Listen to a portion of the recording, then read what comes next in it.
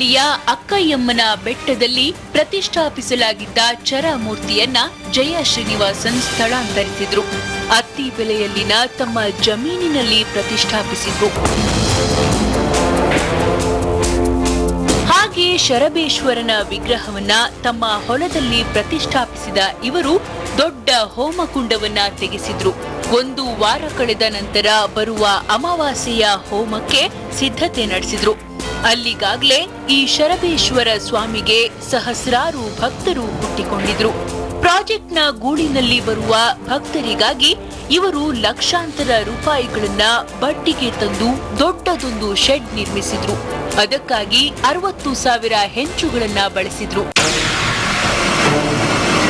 ಇನ್ನೇನು ಬೆಳಗಾದರೆ ಅಮಾವಾಸ್ಯೆ. ಸಕಲ ಸಿದ್ಧತೆಯೂ ಹೋಮಕ್ಕಾಗಿ ನಡೆದಿದೆ. ಆ ರಾತ್ರಿ ಒಂದು ಭಯಾನಕತೆ ಎದುರಾಯಿತು, ವಿಚಿತ್ರ ಎದುರಾಯಿತು.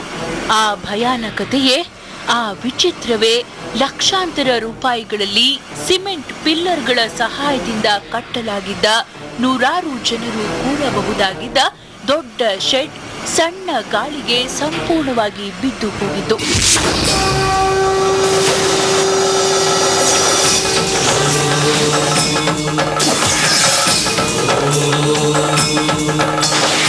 ನಾಳೆ ದಿನ ಅಮಾವಾಸ್ಯೆ ಪೂಜೆ ನಡೀಬೇಕು. 600 ಜನ ಬರೋರಿದ್ದಾರೆ.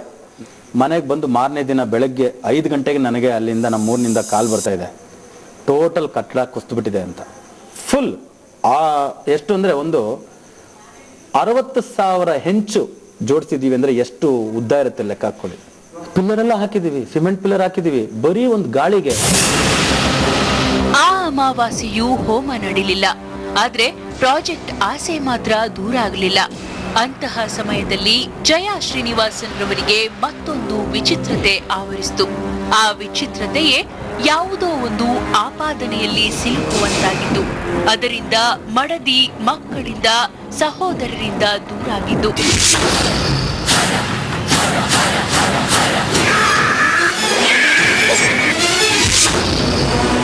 ದಿನಗಳು ಕಳೆದಂತೆ ಸಾಲ ಬಾಧೆಯಿಂದ, ಕೌಟುಂಬಿಕ ವಿಚಾರದಿಂದ ಸಂಪೂರ್ಣವಾಗಿ ನೊಂದ ಇವರಿಗೆ ತಮ್ಮಿಂದ ಆಗುತ್ತಿರುವ ತಪ್ಪೇನು ಎಂಬುದು ಅರಿವಾಯಿತು. ಶರಬೇಶ್ವರನ ಸಂಬಂಧ ಭಕ್ತಿ ಮಾರ್ಗವನ್ನ ಬಿಟ್ಟು ವ್ಯವಹಾರದ ಮಾರ್ಗ ಹಿಡಿದ ಕಾರಣ ಹೀಗಾಗ್ತಿದೆ ಎಂಬುದನ್ನ ಅರಿತ ಜಯ ಶ್ರೀನಿವಾಸನ್ ಯೋಜನೆಯನ್ನ ಕೈಬಿಟ್ರು. ಮನೆಯನ್ನ ಮಾರಿ ಅದರಿಂದ ಬರುವ ಹಣದಿಂದ ಮಂದಿರವನ್ನ ಕಟ್ಟಲು ಮುಂದಾದ್ರು. ಆ ಸಮಯದಲ್ಲಿ ಅಷ್ಟಮಂಗಲ ಪ್ರಶ್ನೆಯಿಂದ ಇವರಿಗೆ ಸಿಕ್ಕಂತಹ ಉತ್ತರ, ಓರ್ವ ಬ್ರಹ್ಮಚಾರಿಗಳಿಗೆ, ಓರ್ವ ಜಂಗಮರಿಗೆ ಶರಬೇಶ್ವರನ ಮಂದಿರವನ್ನ ವಹಿಸಬೇಕೆಂಬ ಮಾತು. ಅಂತಹ ಮಾತುಗಳನ್ನ ಆಲಿಸಿದ ನಂತರ ಇವರಿಗೆ ಹೊಳೆದದ್ದು ಋಷಿಕುಮಾರ್ ಸ್ವಾಮೀಜಿ.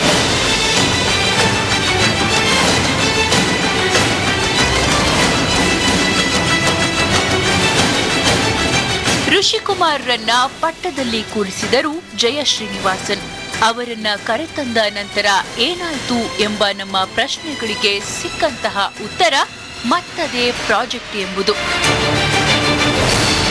ಇವ್ರನ್ನ ಕರೆಸಿ ಇಲ್ಲಿ ಮಾಡೋ, ಯಾಕಂದ್ರೆ ಅವರು ಮಾತು, ಅವ್ರ ದಾಟಿ, ಆ ಕಾವಿ ಧಾರಣೆ ಇವೆಲ್ಲ ನೋಡಿ ಅದಾದಾಗ ನಾವು ಅವ್ರನ್ನ ಕರ್ಕೊಂಡು ಬಂದ್ವಿ. ತೋರಿಸ್ತೀವಿ. ಇದನ್ನ ತೋರಿಸಿದಾಗ ಅವ್ರ ವಿಧಾನಗಳಲ್ಲಿ ಏನೇನೋ ಹೇಳಿದ್ರು, ಈ ತರ ಇದೆ, ಈ ತರ ಇದೆ, ಇದಕ್ಕೆ ಈಗ ಮಾಡೋಣ ಅಂತ. ಆಗ ಇದಕ್ಕೊಂದು ಒಳ್ಳೆ, ಮತ್ತೆ ಅಲ್ಲಿ ಬಂದಿದ್ದು ಮತ್ತೆ ಪ್ರಾಜೆಕ್ಟೇ. ಯಾಕಂದ್ರೆ ನನಗೆ ಆ ವ್ಯಕ್ತಿ ಗೊತ್ತು, ಈ ರಾಜಕಾರಣಿ ಗೊತ್ತು, ಇವ್ರಿಗೆ ಗೊತ್ತು, ಇವ್ರನ್ನೆಲ್ಲ ಕರೆಸಿ. ಋಷಿಕುಮಾರ್ ಸ್ವಾಮೀಜಿ ಅವರಿಂದ ಪುಳಕಿತರಾದ್ರು ಜಯ ಶ್ರೀನಿವಾಸನ್. ಮಂದಿರದ ಕೆಲಸಕ್ಕೆ ಲಕ್ಷಗಳನ್ನ ಸರಬರಾಜು ಮಾಡಿದ್ರು. ಸರಿ ಅಂತ ಹೇಳಿದಾಗ ಕೆಲವು ಲಕ್ಷಗಳು ಕೇಳಿದ್ರು, ಕೆಲವು ಲಕ್ಷಗಳು ಖರ್ಚಾಗತ್ತೆ ಅಂತ ಇವ್ರ ಕೈಗೆ ಕೊಟ್ವಿ.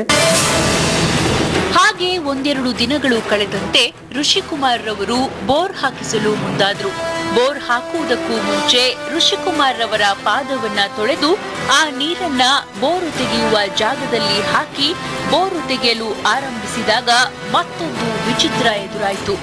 ಆ ವಿಚಿತ್ರವೇ ಆಗ ತಾನೇ ತಾವೇ ಹೇಳಿ ತೊಳೆಸಿಕೊಂಡ ಪಾದಗಳಿಗೆ ದೊಡ್ಡದೊಂದು ಚೇಳು ಕಚ್ಚಿತು.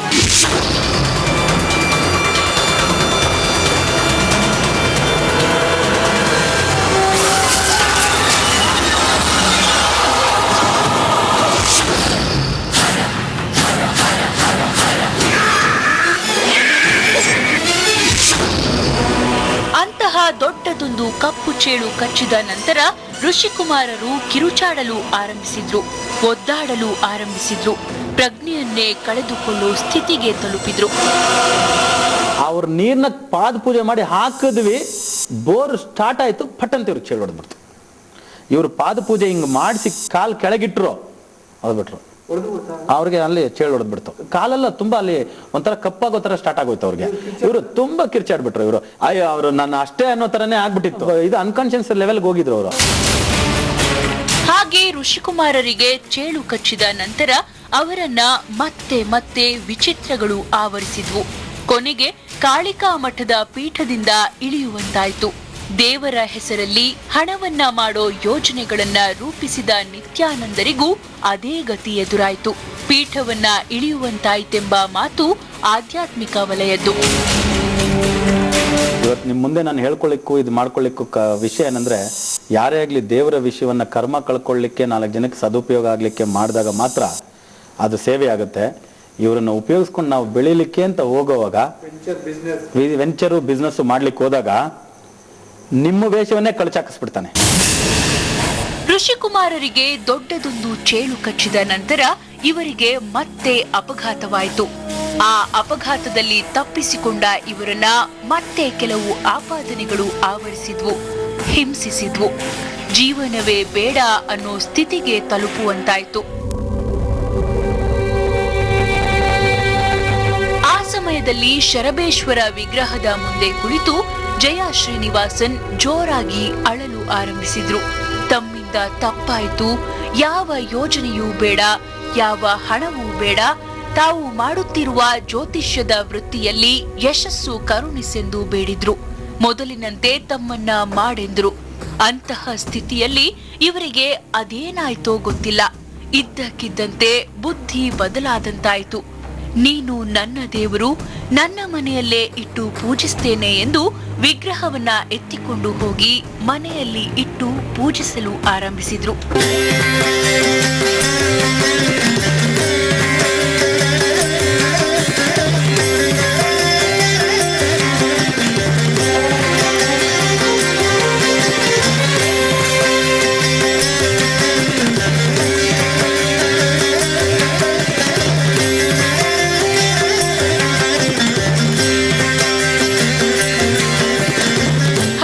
ಮನೆಗೆ ತಂದು ಶರಬೇಶ್ವರ ಸ್ವಾಮಿಯನ್ನ ಪ್ರತಿಷ್ಠಾಪಿಸಿ ಭಕ್ತಿಯಿಂದ ಪೂಜಿಸಲು ಆರಂಭಿಸಿದ ನಂತರ ಇವರ ಜೀವನದಲ್ಲಿ ಚಮತ್ಕಾರಗಳು ನಡೆಯಲು ಆರಂಭವಾದವು, ಪವಾಡಗಳು ನಡೆಯಲು ಆರಂಭವಾದವು.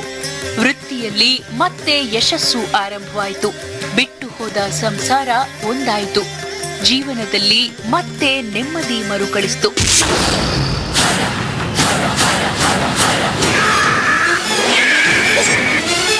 ಈ ಶರಬೇಶ್ವರ ಬಂದು ಯಾವಾಗಿಲ್ಲಿ ಕುಳಿತನೋ, ಕುಳಿತ ಮೇಲೆ ಮಿರಾಕಲ್ ಚೇಂಜಸ್. ದೇವರ ಹೆಸರಲ್ಲಿ, ಹೋಮ ಹವನಗಳ ಹೆಸರಲ್ಲಿ, ಪೂಜೆಗಳ ಹೆಸರಲ್ಲಿ ಹಣವನ್ನ ಮಾಡಲು ಮುಂದಾಗಬೇಡಿ. ಯೋಜನೆಗಳನ್ನ ರೂಪಿಸಬೇಡಿ. ಹೆಸರನ್ನ ಮಾಡಲು ಹೋಗಬೇಡಿ. ರಾಜಕೀಯ ಮಾಡಬೇಡಿ. ಹಾಗೆ ಮಾಡಿದ್ರೆ ತೊಂದರೆ ಕಟ್ಟಿಟ್ಟ ಬುತ್ತಿ ಎಂಬುದು ಜಗತ್ತಿಗೆ ತಿಳಿಯಲಿ ಎಂಬುದು ತಮ್ಮಿಂದ ಲೋಕಕ್ಕೆ ತಿಳಿಯಲಿ ಎಂಬ ಅನುಭವದ ಮಾತು ಜಯ ಶ್ರೀನಿವಾಸನ್ ಅವರದು. ಇಂತಹ ಸಂಗತಿಗಳ ಜೊತೆಗೆ ಶರಬೇಶ್ವರನ ಶಕ್ತಿ ಅಪಾರ. ಅಂತಹ ಶಕ್ತಿಯಿಂದ ನಡೆಯದ ಅಚ್ಚರಿಯಿಲ್ಲ. ತಪ್ಪಿ ನಡೆದಾಗ ಎದುರಾಗದ ಭಯಾನಕತೆ ಇಲ್ಲ.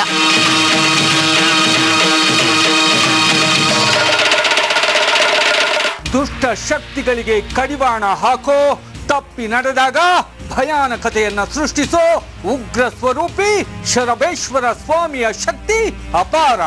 ಅಂತಹ ಶಕ್ತಿಗಳ ಮುಂದೆ ಮಾನವನ ಆಟವಾಗಲಿ, ಆಸೆ ಆಗಲಿ, ಅಟ್ಟಹಾಸವಾಗಲಿ ನಡೆಯೋದಿಲ್ಲ. ದೇವರ ಹೆಸರಲ್ಲಿ ಅಪಚಾರವನ್ನ ಎಸಗೋ ಜನರಿಗೆ, ಹಣವನ್ನ ಮಾಡೋ ಜನರಿಗೆ, ಅನ್ಯ ಉದ್ದೇಶಗಳೊಂದಿಗೆ ಭಕ್ತಿಯನ್ನ ತೋರೋ ಜನರಿಗೆ ಈ ಕಾರ್ಯಕ್ರಮ ಎಚ್ಚರದ ಮಾತು.